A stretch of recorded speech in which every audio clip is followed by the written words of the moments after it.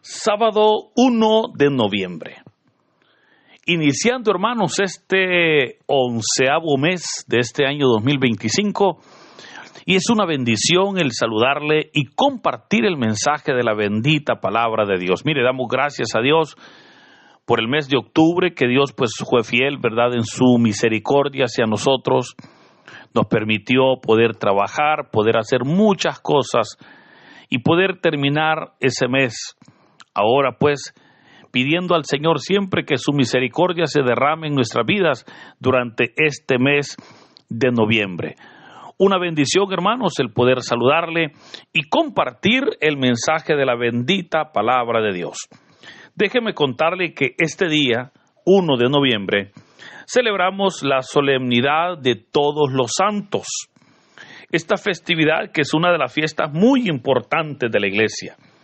Esta fiesta tiene su historia, ya que en el año 835 después de Cristo, el Papa Gregorio VI designó el día 1 de noviembre como el Día de Todos los Santos, con la intención de recordar a todos aquellos hombres y mujeres que durante su vida, ¿verdad?, ellos vivieron en santidad ante los ojos de Dios. Recordamos, ¿verdad?, tantos hombres santos, mujeres santas, que dieron testimonio y que hoy pues les celebramos, ¿verdad?, esa festividad muy importante.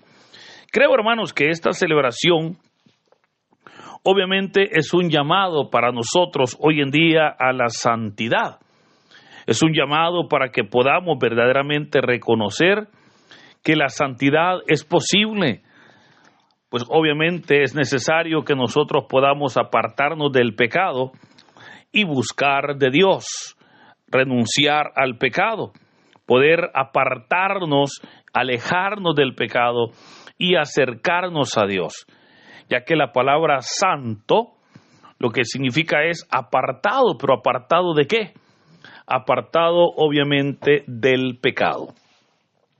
Así pues, este día, 1 de noviembre, el Evangelio está tomado de San Mateo, capítulo 5, versículos del 1 al 12. Doy lectura a la palabra de Dios en el nombre del Padre, del Hijo y del Espíritu Santo. Amén. En aquel tiempo, cuando Jesús vio a la muchedumbre, subió al monte y se sentó. Entonces se le acercaron sus discípulos. Enseguida comenzó a enseñarles, hablándoles así: Dichosos los pobres de espíritu, porque de ellos es el reino de los cielos. Dichosos los que lloran, porque serán consolados. Dichosos los sufridos, porque heredarán la tierra. Dichosos los que tienen hambre y sed de justicia, porque serán saciados. Dichosos los misericordiosos, porque obtendrán misericordia. Dichosos los limpios de corazón, porque verán a Dios. Dichosos los que trabajan por la paz, porque se les llamará hijos de Dios. Dichosos los perseguidos por causa de la justicia, porque de ellos es el reino de los cielos. Dichosos serán ustedes cuando los injurien, los persigan y digan cosas falsas de ustedes por causa mía. Alégrense y salten de contentos, porque su premio será grande en los cielos. Hermanos, esta es palabra del Señor. Gloria y honor a ti, Señor Jesús. Habrá notado que hoy el texto pues ha cambiado, ¿verdad? Hemos venido leyendo San Lucas, pero hoy hemos leído Mateo en su capítulo 5. Y hemos leído, hermanos, exactamente los primeros 12 versículos de este capítulo, en el cual se recoge lo que se conoce como el inicio del Sermón del Monte. Y es interesante cómo con este Sermón del Monte o Sermón de la Montaña inició, de acuerdo a Mateo, el ministerio público del Señor. Ahora se nos dice que el Señor entonces vio a una muchedumbre, subió a un monte y se sentó. Todos esos detalles son importantes, porque aquí vemos entonces el inicio del ministerio público del Señor, y lo hace enseñando. ¿Y qué enseñaba? Bueno, enseñaba los misterios del reino. enseñaba las verdades del reino de Dios. Pero aun cuando enseñaba a la multitud, dice la palabra que sus discípulos se le acercaron y comenzó a enseñarles a ellos. Mire, dice la palabra, le enseñaba a la multitud, pero también ahora se va a dirigir a los 12 para darles una enseñanza un poquito más fuerte o un poquito más especial. Y es ahí donde el Señor proclama lo que se conoce como las bienaventuranzas. La palabra bienaventurado, hermanos, es una palabra que en griego se dice makarios y puede traducirse al español como feliz, como dichoso o como 2 veces bendito o doblemente bendecido. Puedo recordarle cómo el Señor Jesús entonces presenta estas bienaventuranzas como algo muy importante, lo cual implica verdaderamente ese compromiso con el Señor. Ahora, en el Evangelio, en el texto que hemos leído, se nos presentan 9 bienaventuranzas.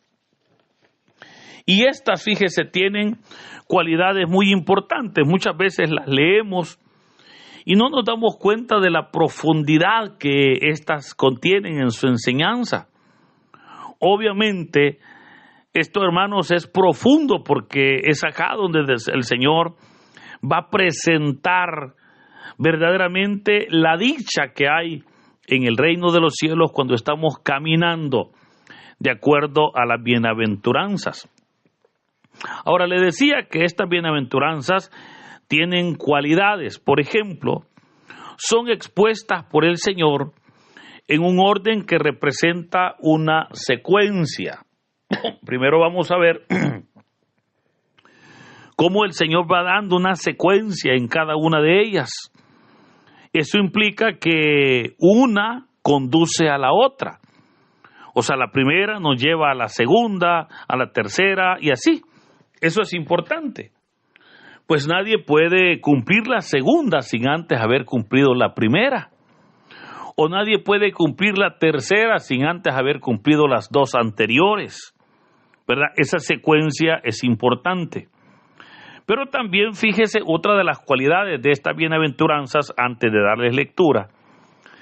Es importante cómo las 9 bienaventuranzas que hemos leído tienen una recompensa o premio o una consecuencia, ¿verdad? O sea, siempre habrá una recompensa en el cumplimiento de cada una de ellas.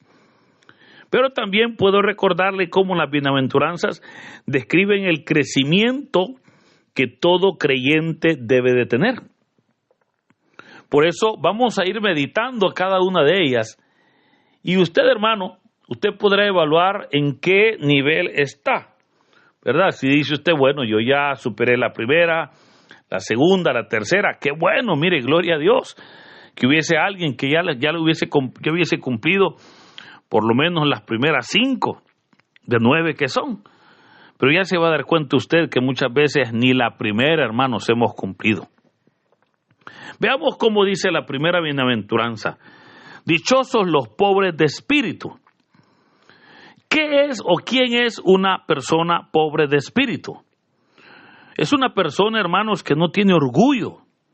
Es una persona que verdaderamente se presenta ante Dios de una manera humillada. ¿Recuerda usted el domingo anterior que veíamos el fariseo y el publicano? Y decíamos que el fariseo tenía orgullo espiritual. Pues ese orgullo espiritual es lo que aquí estamos hablando.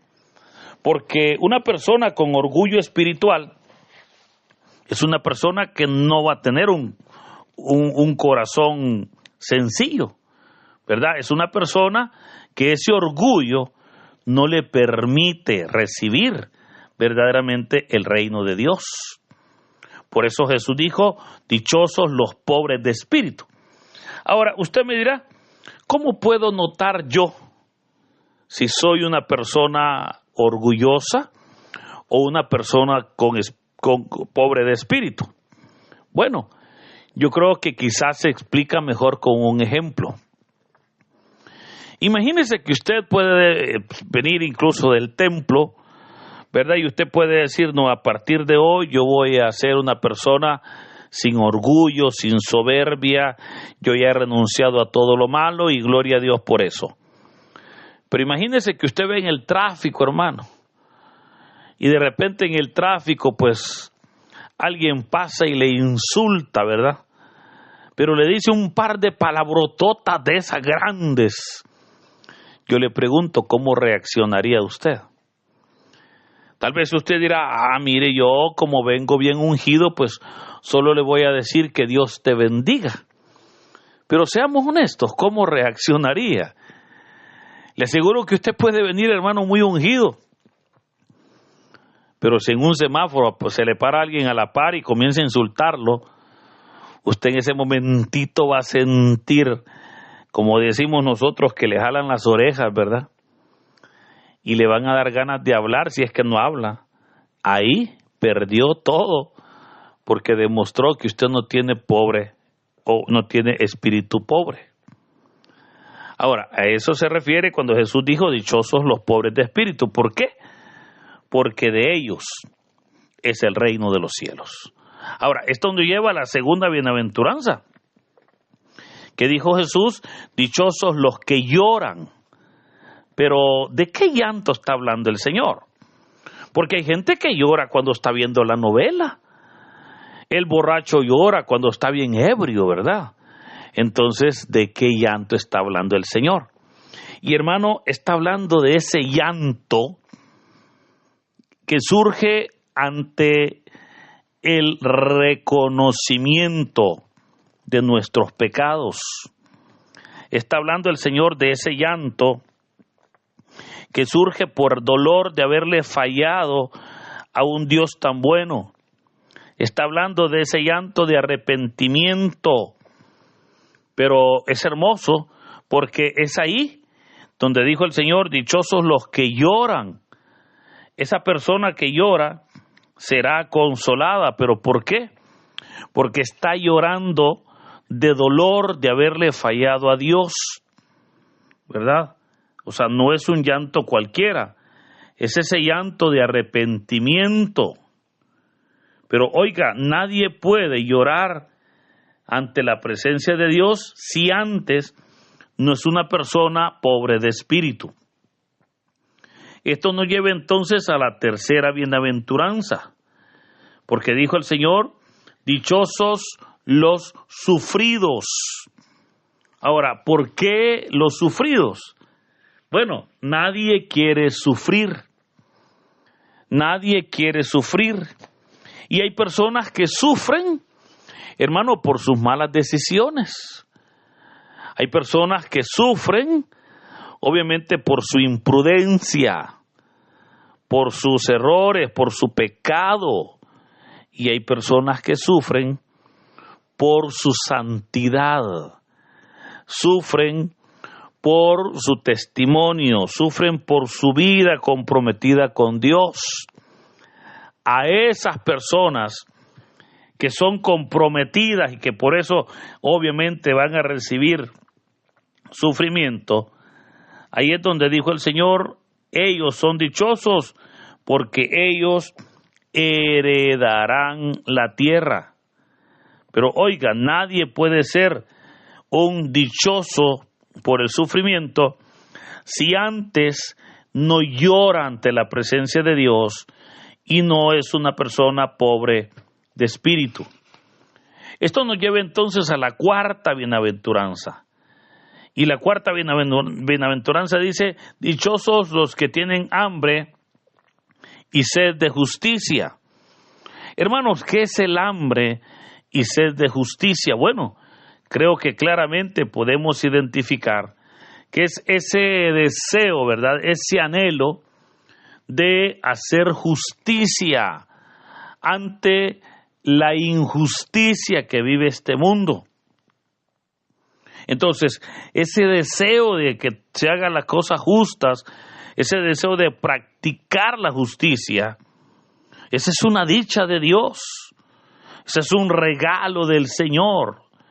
Pero oiga, una persona va a experimentar esa dicha de tener hambre y sed de justicia cuando ha sido una persona sufrida por el Evangelio, cuando ha sido una persona que llora ante la presencia de Dios y que es una persona pobre de espíritu. Esto nos lleva entonces a la quinta bienaventuranza, cuando Jesús dijo: dichosos los misericordiosos. ¿Y por qué son dichosos? Porque ellos recibirán misericordia. Hermanos, ¿qué es la misericordia de Dios? Hay personas que confunden la misericordia con la lástima y dicen: es que a mí me da lástima fulano, por eso yo le ayudo. Pero puedo recordarle que la misericordia no es lástima. La misericordia, hermanos, es un amor, es el amor de Dios, pero es un amor ilimitado. Nosotros amamos con límites. Todo el amor humano siempre va a tener límites. Pero mire qué hermoso. El amor de Dios no tiene límites. Dios nos dice: hijo lindo, te amo a pesar de lo que eres, a pesar de todo. Eso es la misericordia. Entonces, nosotros estamos llamados a ser misericordiosos con los demás. Porque, mire qué hermoso, si yo soy misericordioso, yo voy a recibir misericordia. Entonces, estamos llamados a practicar la misericordia. Pero eso, hermanos, no es posible sin antes no cumplir las otras bienaventuranzas. O sea, no es posible que alguien sea misericordioso si antes no tiene hambre y sed de justicia, si no es un sufrido por la palabra, si eso no es alguien que llora ante la presencia de Dios y es un pobre de espíritu. Esto nos lleva entonces a la sexta bienaventuranza, cuando dijo el Señor: dichosos los limpios de corazón, porque ellos verán a Dios. ¿A qué le podemos llamar limpios de corazón? La palabra de Dios dice que el hombre limpio de corazón o de corazón limpio es aquel hombre que está ante la presencia de Dios reconociendo sus errores, que le está pidiendo perdón al Señor por sus faltas, pero también es aquella persona que no guarda rencor, que no guarda odio, que no guarda resentimiento, que no guarda ninguna acción negativa contra su prójimo. Dijo el Señor: esos hombres y mujeres de corazón limpio, ellos son los que ven a Dios. Ellos son los que están en la presencia continua de Dios. Y nosotros, hermanos, estamos llamados a tener un limpio corazón. Pero oiga, ¿quién es aquella persona que va a experimentar esa dicha de ser una persona de limpio corazón? Lo va a experimentar aquella persona que es misericordiosa, aquella persona que tiene hambre y sed de justicia, aquella persona que ha sufrido por la palabra, aquella persona que ha llorado y que llora ante la presencia de Dios y que es un pobre de espíritu. Esto nos lleva, fíjese, a la séptima bienaventuranza. Y la séptima bienaventuranza dice: dichosos los que trabajan por la paz, porque ellos serán llamados hijos de Dios. Hermanos, el trabajar por la paz es un mandato, es una acción de todo creyente. Pero eso implica verdaderamente entregarnos, esforzarnos para que la paz sea una realidad. Y no es simplemente una paz ficticia o a medias, sino la paz de Dios. Entonces mire que dice que aquellos que trabajan por la paz se les llamará hijos de Dios. Pero una vez más, el ser un trabajador por la paz solo se logra cuando se tiene un limpio corazón, cuando se es misericordioso, cuando se tiene hambre y sed de justicia, cuando se sufre por la palabra, cuando lloramos ante la presencia de Dios por nuestro pecado y cuando somos pobres de espíritu. Esto nos lleva entonces a la octava bienaventuranza, cuando Jesús dijo, dichosos los perseguidos por causa de la justicia, porque de ellos es el reino de los cielos. Oiga, el texto dice, dichosos son los perseguidos por causa de la justicia. Hay personas que dicen, yo caigo mal por decir la verdad. No, usted no cae mal por decir la verdad. Usted cae mal por la forma que lo dice. Entonces, aquella persona que es perseguida por la justicia, por su imprudencia, por sus delitos, por sus pecados, pues mire, perdóneme, pero ahí obviamente esa no es la dicha que el Evangelio habla. Porque si alguien pues ha cometido una injusticia o ha cometido un delito, pues obviamente ha transgredido una ley y esa ley es la que lo va a juzgar. Pero cuando usted, hermano, es perseguido por causa de la justicia, cuando usted se enfoca y se esfuerza para que se cumpla la justicia en medio de la injusticia, es ahí donde dice la palabra que esa persona, de ellos o de él o de ella, es el reino de los cielos. Pero una vez más, nadie puede ser un perseguido por la justicia si antes no es una persona que trabaja por la paz, no es un limpio corazón, no es alguien que practica misericordia, que tiene hambre y sed de justicia, que sufre por el Evangelio, que llora ante la presencia de Dios y por sobre todo que es pobre de espíritu. Esto nos lleva entonces a la última bienaventuranza, la cual dijo el Señor, dichosos serán ustedes cuando los injurien, los persigan y digan cosas falsas de ustedes por causa mía. Oiga, serán dichosos, dijo el Señor. Pero aquí es donde, hermanos, tenemos que entender esa dicha. Porque dijo, cuando los injurien, los critiquen y digan cosas falsas de ustedes por causa mía. De hecho, el Evangelio va a decir, alégrense y salten de contentos. Pero ¿quién es aquel que va a saltar de contento porque lo critican? ¿Quién es aquel que va a saltar de contento porque lo están injuriando? Pues mire, solo aquella persona que obviamente es un perseguido por causa de la justicia, que trabaja por la paz, que es de limpio corazón, que es misericordioso, que tiene hambre y sed de justicia, que obviamente es un sufrido por la palabra, que llora ante Dios y que es pobre de espíritu. Por eso, hermanos, le decía, quiera Dios que estemos cumpliendo las bienaventuranzas. No sé hasta dónde cree usted que llega, pero qué bueno sería que cumpliéramos las 9 bienaventuranzas. Porque si estamos cumpliendo, todos los beneficios serán para nosotros. Por eso le animo para que en este día nos esforcemos, ¿verdad?, por cumplir la palabra y de esa manera dar honra y gloria a nuestro Dios. Queridos hermanos, que el Señor nos bendiga. En el nombre del Padre, del Hijo y del Espíritu Santo. Amén.